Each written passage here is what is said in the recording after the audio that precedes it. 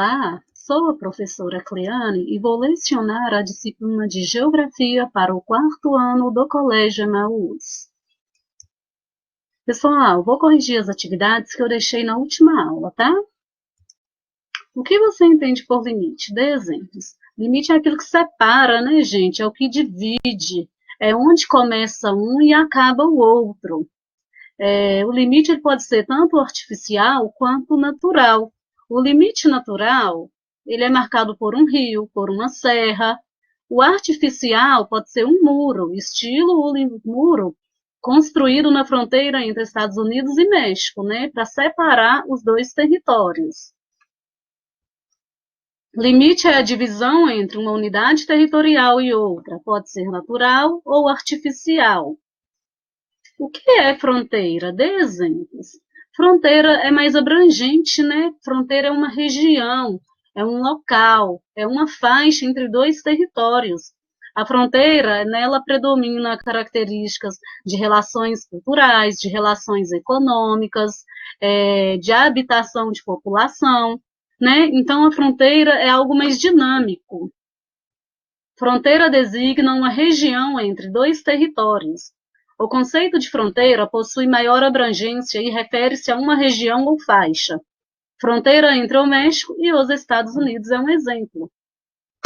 Em relação às terras indígenas, qual é o problema que estes povos vêm sofrendo?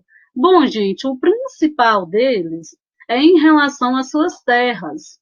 A gente tem que lembrar que quando os portugueses eles chegaram aqui no território brasileiro, os indígenas já estavam aqui. Então, esses povos, eles lutam para ter direito à preservação dessas terras, a demarcação dessas terras, inclusive, para preservar suas tradições, preservar sua história, preservar sua identidade cultural. E a proteção também, porque além de demarcar essas terras, é necessário que elas sejam protegidas, que elas sejam protegidas contra os invasores. Quem são? São garimpeiros, são fazendeiros e outras pessoas que querem explorar essas terras.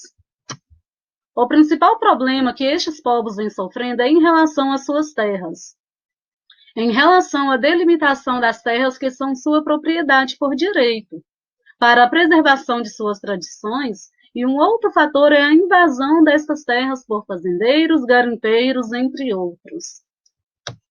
Escreva quais países o território brasileiro faz fronteira e quais não faz. Lembrando, o Brasil ele está localizado no continente americano, na América do Sul. O Brasil ele faz fronteira com quase todos os países da América do Sul, exceto com dois. Vamos ver quais são? O Brasil faz fronteira com a Guiana Francesa, com Suriname, com a Guiana, com a Venezuela, Colômbia, Peru, Paraguai e Uruguai. E a Bolívia também, tá? Que eu esqueci de falar. Não faz fronteira com o Equador e com o Chile. O estado onde você mora faz divisa com quais estados? Goiás, Espírito Santo, Rio de Janeiro, São Paulo, Bahia e Mato Grosso do Sul. O estado de Minas Gerais, tá? Que faz divisa com estes estados. Finalizamos a nossa correção. Nós vamos iniciar agora, gente, falando um pouquinho sobre a população brasileira. Sabemos que a população brasileira é uma população miscigenada, é a mistura de outros povos. Miscigenada quer dizer a mistura, né? Quais são estes povos? Os indígenas que já estavam aqui, os portugueses que vieram colonizar o território brasileiro e os africanos que foram trazidos à força aqui para o território brasileiro. Vamos analisar este mapa aqui, gente. Vamos ler primeiro o título, né? Nós já estudamos sobre mapas e já sabemos como analisar um mapa, como fazer a leitura de um mapa, né? Primeiro nós vamos ler o título, Brasil, população por unidade da federação. 2018 quer dizer o ano que o mapa ele foi construído, ele foi elaborado, tá? Vamos olhar a legenda agora. Nós estamos percebendo aqui que os estados que possuem uma coloração mais escura são aqueles estados mais populosos. São aqueles estados que possuem uma população superior a 10 milhões de habitantes. Esses estados são Rio Grande do Sul, Paraná, São Paulo, Rio de Janeiro, Minas Gerais e Bahia. A gente pode observar que esses estados eles estão localizados predominantemente na região sudeste e na região sul, com exceção da Bahia, que está na região nordeste, mais ou menos populosas, de 2 a 10 milhões de habitantes. Sergipe, Alagoas, Pernambuco, Paraíba, Rio Grande do Norte, Ceará, Piauí, Maranhão, Goiás, Mato Grosso do Sul, Distrito Federal também, tá? Mato Grosso, Pará, Amazonas. Menos populosos, possuem uma população inferior a 2 milhões de habitantes.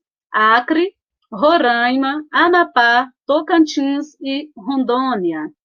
Lá na frente nós vamos entender porque há uma concentração populacional aqui na região sudeste, tá bem? Agora vamos entender o que é população. População é o conjunto de todas as pessoas que moram em um lugar, em um país, em uma cidade, em um bairro, né? Essa população ela pode ser urbana ou rural. O que quer dizer isso? Essa população ela pode viver na cidade ou no campo. A contagem da população do Brasil ela é realizada a cada 10 anos. É uma pesquisa detalhada a respeito da população brasileira, chamada de censo demográfico. É o recenseamento da população. Essa contagem ela é realizada pelo IBGE. O IBGE é o Instituto Brasileiro de Geografia e Estatística.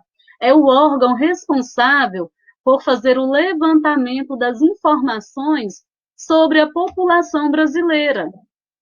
É o IBGE que levanta as informações em relação ao número de pessoas que estão empregadas, número de pessoas que estão desempregadas, se a população ela está crescendo, qual que é o ritmo de crescimento da população, ou se não está crescendo, dentre outras informações. O último censo aconteceu em 2010 e no Brasil havia 191 milhões de pessoas. Atualmente, a população brasileira ela está em torno de 211 milhões de pessoas, distribuídas por todo o território. E a população mundial, gente? A população mundial, atualmente, ela está em torno de 7,7 bilhões de pessoas. Neste mapa aqui, estão marcados os países mais populosos, né? E nessa tabela vem os países com a sua população referente a 2017, tá bem? Observem que a tabela ele está na ordem decrescente. O que quer dizer isso? Do maior para o menor. São os 10 países mais populosos do mundo. Então, qual que é o país mais populoso do mundo? Se está na ordem decrescente, é a China. E assim por diante. Então, nós temos a China, com a maior população mundial, depois a Índia, Estados Unidos, Indonésia, Brasil, Paquistão, Nigéria, Bangladesh, Rússia e México. É importante a gente entender, gente, pessoal, que o fato de um país possuir uma grande extensão territorial não quer dizer que ele possua a maior população. A exemplo aqui da Rússia. A Rússia possui a maior extensão territorial do mundo, porém possui a 9ª maior população. Menor, inclusive, que de Bangladesh. Olha o tamanhozinho que é Bangladesh. Estão percebendo? E Bangladesh possui a 8ª maior população do mundo. Então, essa população, esse país populoso, ele não está relacionado ao tamanho do território. Tá bem? O Brasil, até 2017, possuía a 5ª maior população do mundo, tá? Eu quero que vocês observem que a maior concentração populacional ela está localizada no continente asiático. Os movimentos migratórios. O que é isso, gente? O que é migrar? Migrar é você fazer um deslocamento direcionado. O que quer dizer isso? É quando você muda de país, quando você muda de cidade, quando você muda de estado, quando você muda de região. Mas por que as pessoas migram? As pessoas, elas migram, gente, sempre à procura de melhores condições de vida. Tem um caso específico aqui que nós vamos discutir que foge a essa regra, tá? Nós vamos analisar agora os principais fluxos migratórios que ocorreram no Brasil ao longo dos séculos. O primeiro fluxo migratório, gente, foram dos portugueses e dos africanos. Lembrando, este é o caso que foge à exceção. Os africanos foi uma migração forçada. Eles foram trazidos aqui para o território brasileiro à força.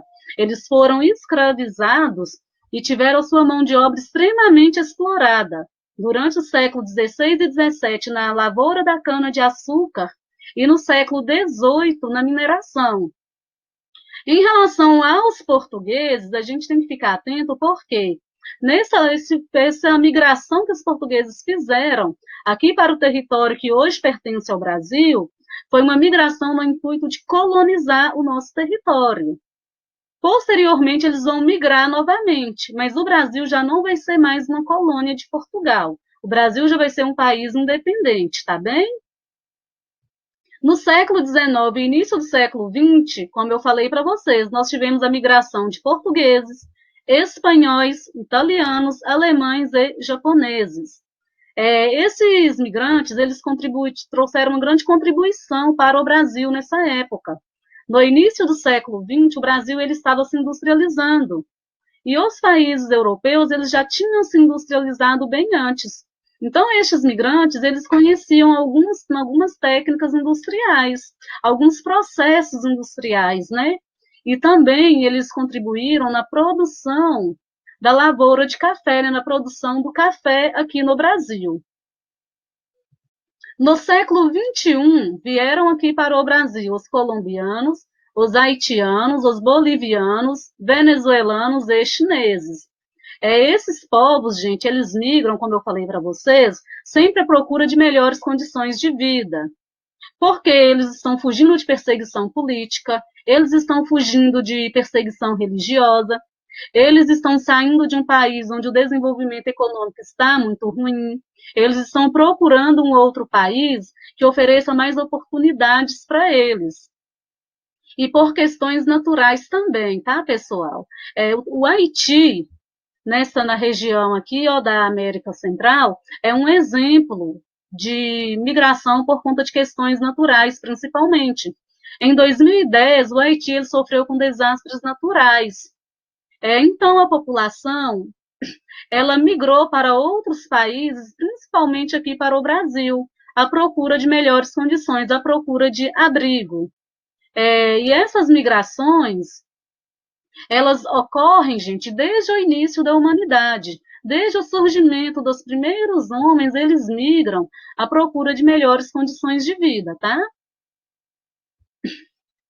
Vamos ver agora sobre os fluxos migratórios dentro do Brasil.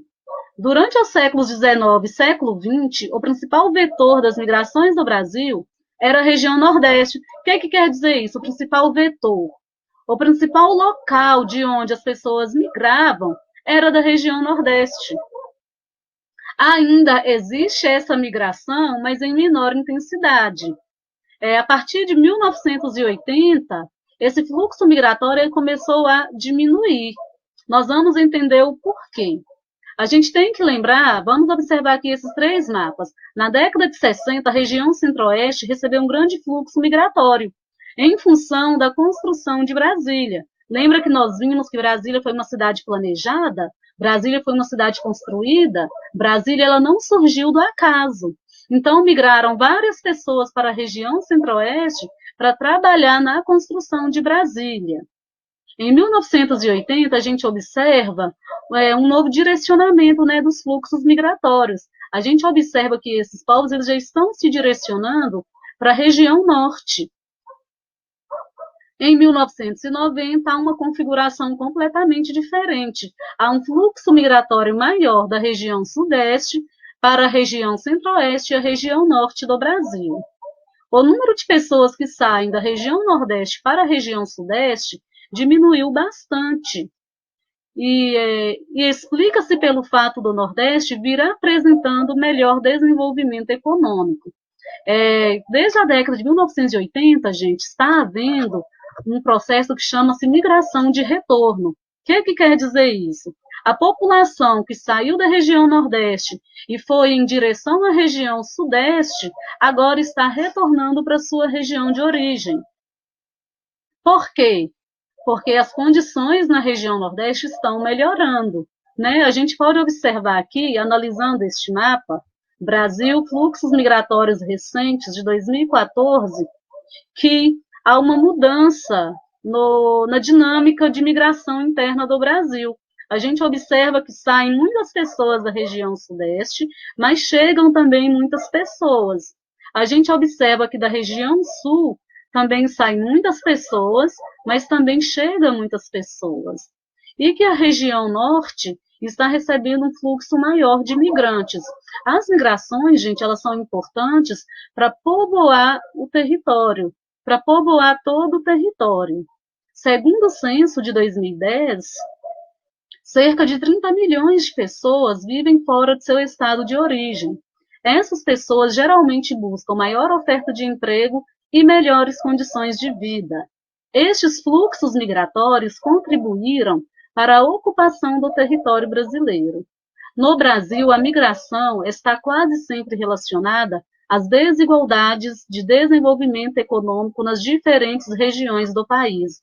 A região Sudeste, ela concentra atualmente a maior população do país, em função do seu desenvolvimento econômico, em função do seu desenvolvimento industrial. Então, as cidades mais industrializadas, elas vão se tornar atrativas para as pessoas, porque as pessoas elas vão procurar mais oportunidade de vida, mais opções de emprego, mais acesso a trabalho, mais acesso à saúde, à educação, dentre outros. Vamos verificar agora em relação à população rural e população urbana. Lembra que urbano é cidade e rural é o campo. Atualmente, cerca de 85% da população brasileira vive na área urbana, enquanto 15% vive na área rural.